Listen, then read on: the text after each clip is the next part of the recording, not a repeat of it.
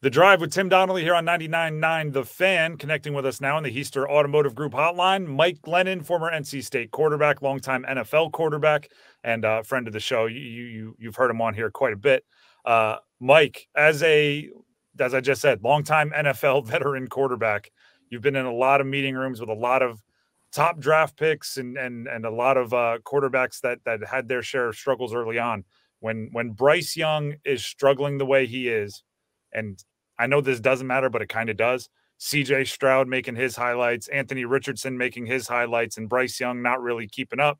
How do you keep? What's the mental outlook, or what's the challenges that he's facing as the top overall pick, who's not really gotten it going in the first 4 weeks? Yeah, I mean, I was actually with Josh McCown my second year in the league, and we got off to a slow start and ended up getting the first pick of the draft next year and drafted Jameis. So very familiar with having a struggling year with Josh McCown. And I think it's classic coach cliche talk, but it's like it truly is control you control and kind of put the blinders on, because otherwise, right now they're going to be comparing him to CJ Stroud, to Anthony Richardson, and really every situation is unique. You can't. It's hard to compare yourself to those other quarterbacks. And I think the biggest thing you take away is how hard it is in the NFL. I mean, you think it's tough in the SEC, and obviously he came from a good Bama team, but it is so hard. And I think as much as it is to kind of put those blinders on about the one side of success, it's also, he may look around and see what Aiden O'Connell and Dorian Thompson, DTR, went through this week. It's hard in this league to have success. And this is, Bryce, you're going to be the quarterback here for a long time. Let's focus on this week. Don't worry about the outside noise. We got to just get better every single week. And we'll look back in 2 years from now, and this won't be a big deal at all. I saw, and it's funny the way it was framed, right? He walked off the field after a drive, and he slammed his hand on the bench, and whatever reporter saw it was like, this is the equivalent of Bryce Young throwing an absolute tantrum because he's so level-headed. And then you see, I don't know if you saw it, he gathered the whole offense and gave them the pep speech on the sideline. As a guy who's been in the league for 4 games and he's played in 3, missed 1 with an injury, is it the right move to grab that much of a leadership when things are getting frustrating, with guys that are 30 years old and have kids and a mortgage, and meanwhile he's brand new to the league? Yes, definitely. And that's what the Panthers, part of the reason I'm sure they drafted him at 1 is because he has those qualities. I think that's what was talked about so highly of him the entire pre-draft process, is how much of a leader he is, how he's got this great mindset, how his dad is a psychologist, I believe, and how he kind of raised him and trained him to have this even-keeled mindset. So it's okay to show a little frustration. And I think it's great of him to show the leadership, because in times like that, sometimes it's hard to come up with things to say because it's just like everything is going wrong. I mean, it's way easier to lead when things are going good. I mean, obviously Tom Brady's one of the best quarterback of all time. And I talked to guys in Tampa when he got there, and it was like instantly our standard was risen. And it's like, it's got to be pretty easy to be a leader when you're Tom Brady because you're playing so well. I mean, everyone's going to look up to you and what you have to say. Is when times are going bad, and Bryce hasn't quite proven himself on the field, but I'm sure they're looking for something. We need someone to lean on during this time. And he's the number 1 pick of the draft, and we're going to follow you, and you're the quarterback. So I think that was great of him to kind of take that ownership and be the leader that they clearly need right now. Mike Glennon joining us on the Heister Automotive Group hotline here on The Drive on 99.9 The Fan. Last question about Bryce, and it's kind of about the Panthers in general. Jordan Schultz, NFL insider, used the term all in on the Panthers out there in the trade market looking to acquire a wide receiver.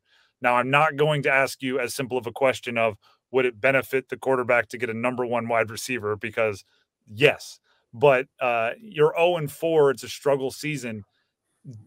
When you're looking at the development of a quarterback, is it that vital to give up resources and probably picks and or players to get a number 1 wide receiver in there now, rather than the off season when there may be a few more available, or you could even, go free agency or whatever else, draft or whatever else might be available. I feel like there's a fine line between doing what's right now and doing what's right for the future and sacrificing, the sacrifice of wins and losses in this season, sacrificing Bryce Young's development. I mean, that's basically what it comes down to. And to your point, the 0-4, I mean, Super Bowl, I don't think that's a realistic expectation from this team. So you have to do what's best for Bryce Young in this future. I've heard you talk about it before, that this season is about Bryce Young, and they need to build pieces around him. But I don't think at the same time you sacrifice your future for that, because if it makes things bad next year or the year after, then that's not worth his confidence, I guess, is what you're kind of getting at. You don't want his confidence to be shaken. You shouldn't take a quarterback at 1 overall if you don't think he can get through some tough times. So I don't think they need to be mortgaging their future for this, because we already saw what happened of trading DJ Moore, to move up. What that trade might turn into. What that trade might turn into in the future of, a very high draft pick. So you got to think about the future. You do want to get pieces around him, but if you're worried about his confidence being shaken, then you shouldn't have taken him at 1 overall. Mike Glennon, Heister Automotive Group Hotline, connecting with us here on The Drive. Let's go to your alma mater, NC State, for a second here. Which, by the way, if you want super in-depth thoughts from Mike and you want to hear more from Mike about NC State football, check out the Pack Therapy podcast. We co-host the pod. It's available everywhere podcasts can be found. Subscribe, like, comment, all those sorts of things. And be sure to tell your friends about it. Dylan McMahon, one of the offensive linemen for NC State, joins us this week, and that'll be out in the next day or two. Mike, when you look at NC State, they're making a quarterback change. MJ Morris taking over for Brennan Armstrong. How different will it look this week offensively? I mean, obviously you hope it's 21 more points or whatever, but like schematically, what does MJ Morris bring different to the table from Brennan Armstrong? Yeah, I expect to see MJ getting the ball out of his hands quickly.